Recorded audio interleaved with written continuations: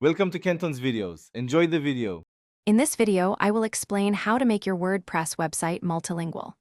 The most effective way involves using a dedicated plugin.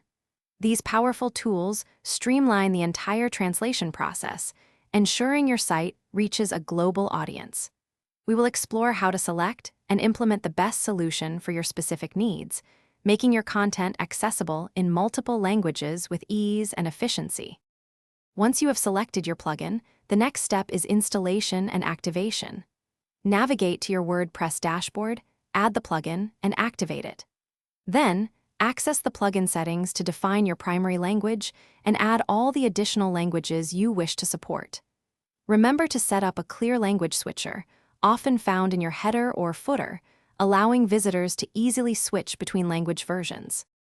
With the plugin configured, you can begin translating your website's content.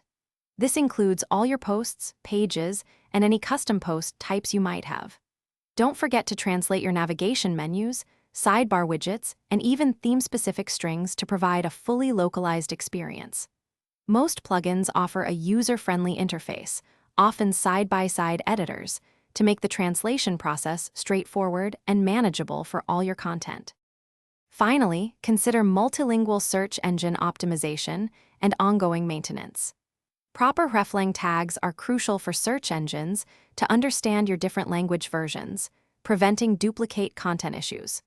Always keep your plugin and translations updated to ensure compatibility and security. Regularly test your language switchers and translated pages across various devices to guarantee a smooth and consistent user experience for all your international visitors.